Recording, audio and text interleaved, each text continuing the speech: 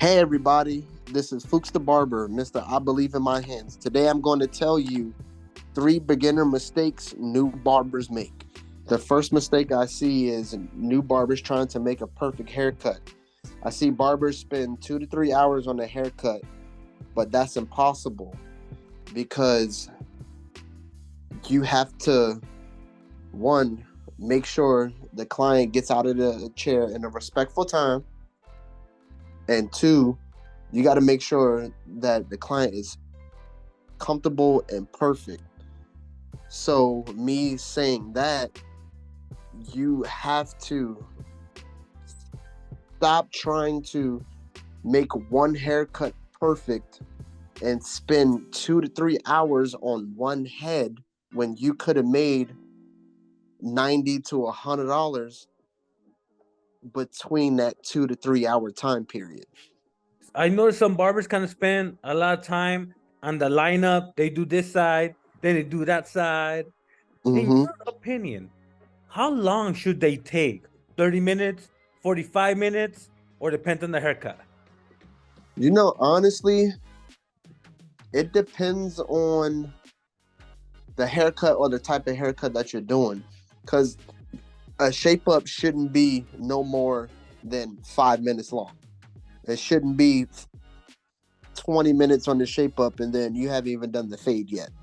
What advice do you have for those barbers that, like, for example, I've got a haircut and then the barber's in front of me? I don't know, bro. You tell me your opinion, but the barber's right in front of me and he's like using his fingers and tilting my head again, the angle. And then he's even called other barbers and be like, "Hey, bro, check out my lineup." Is that okay as a beginner, or you feel like, nah, bro, you gotta get your structure right if you can't even do that? I feel like, one, you gotta get your structure right, like how you said. And then two, how I do my shape ups, I point my client in the mirror and make sure that every angle, without touching people's faces and being kind of weird, make sure that you are looking in the mirror every time that you tap the shape up. You check back in the mirror, you tap one side, you check back in the mirror. So it's more like being a perfect 90-degree angle on the sides of the shape up. Got it. And last question on this topic is, what do you think a new barber could do to speed up a haircut? Is it practice more? Is it build that confidence? Is it get the right clippers? What would you tell them to speed up that haircut? I would tell the barbers, one, it is the equipment and aligning your clippers and zero gapping your clippers to where you're not spending so much on one side or the back side of the head or the other side of the head. The second mistake I see is new barbers not interacting with their clients. Now, Fooks, not interacting, what does that mean? Like, you have to treat them like a best friend, you have to ask them questions, or you have to let them do their own thing? Start off with making the client feel comfortable enough talking to you. It doesn't have to be the first haircut or the second haircut, but just make sure that the client is comfortable enough to be like, hey man, today I'm not feeling too good because something happened today. And then they're looking at you as a therapist. That's what most of my clients do with me. Is that a good thing or a bad thing for a barber? For a new barber? For a new barber, Yeah. that will be a good thing because that's going to keep that client coming back, and that client is going to go to somebody else and be like, yo, this barber is dope. From conversation to haircut to everything, everything's just on point with this barber. Now, Fooks, let me ask you, man. You talked about therapists. You ever have a client open up too much and they're like, bro, don't be telling me that. Don't be telling me no criminal stuff or even crying on your chair? Oh man, I've had so many conversations, and this one client that I have, I'm not going to say too many names, but this one client I have, he started talking about sexual stuff that him and his wife do, and I'm like, yo, that's kind of weird. You don't do that right there, buddy. I don't need to know that. Dang, bro. That's a trip. That's a trip. Okay, so it's gonna happen, man. You're gonna have those customers that open up too much. As a new barber, do you kind of let them know, hey, man, you're kind of oversharing too much, or do you just take it in and play it cool?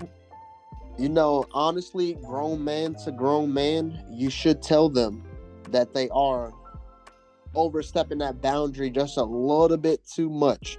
Because I'm not sitting here telling you what I'm doing with my wife at midnight. Yep.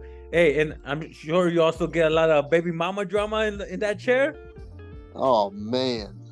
I get a lot of baby mama trauma, man. It's not too much, but I hear a lot. Yes, I hear a lot of it. Yes. Now, with interacting with customers, clients, what are 1, 2, or 3 things that you make sure not to talk about? Because you know some people, man, they're a little bit too sensitive on certain topics. Yep. What are some things you try not to talk about? Or you try reading the client first to see what he's cool and not cool with? 3 top things, honestly. Asking the client about their family. Asking the client about their everyday life. And asking the client how much money they make. You are not supposed to do that. Because it's going to make the haircut and you might not ever see that client ever again. Now, as someone that I get my haircut once a month, I let it grow out. I'll be honest, man. I enjoy that quiet time. I close my eyes. I let the barber do his thing. I'm in my own space. But, turn the tables. What's your advice for a barber not to talk too much? Because I kid you not, bro. When I get a haircut and I have a barber asking me too many questions or talking too much, I get a little annoyed, Not saying nothing bad about the barber, but what's some advice you have for a new barber to not talk too much or annoy that client? I would say for a new barber, don't try to ask too many questions. Don't be too personal when you're asking those questions. Always start off with a sports team or something that's going on in the world so y'all can try to find that connection in between each other. All right, Fooks. So you're talking about having the right equipment. How did you start your barber journey? What equipment did you have?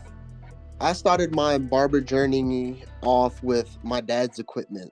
It was wrapped with duct tape, cords, and just all over the place. Old guards, old blades, old everything. And I was looking at everybody else's equipment, and I thought I needed to step it up. And how did you step it up? What brands did you buy? The brands that I focused on were Babyliss Pro, Andy's clippers, and wall clippers. Why did you buy those type of clippers? And how did it help you? Did it help you get a crispier line? Did it help you cut hair faster? Why'd you buy those? 1, they look good, and 2, it made my haircut more detailed and more sharper and more faded.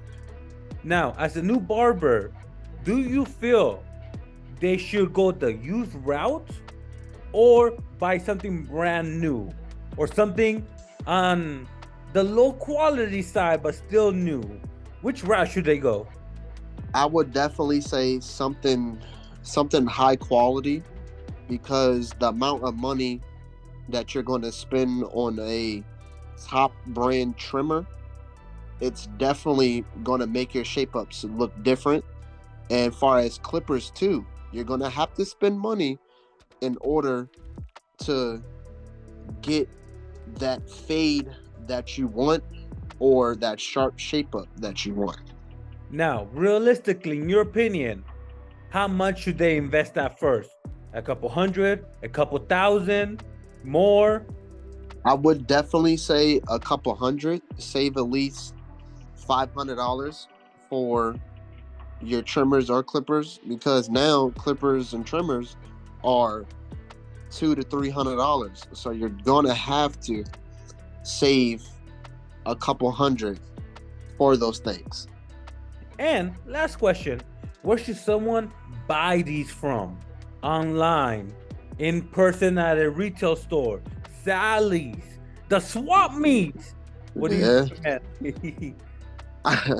I would definitely say for my personal use, I would say Amazon is a great one, Sally's, or if you have a clipper guy that comes to the shop and he sells stuff out of his van or anything else, definitely get clippers like that. What's one spot they should avoid buying clippers from? One spot that you should avoid is definitely Facebook Marketplace, because you don't know if that clipper that guy or lady is selling, it could have AIDS on the clipper, it could have scabies on the clipper, it could have any type of sickness on that clipper that you don't know of. Yo, Fooks, but what if it's like only $50, bro? I can't disinfect it. That's the thing. That's the thing.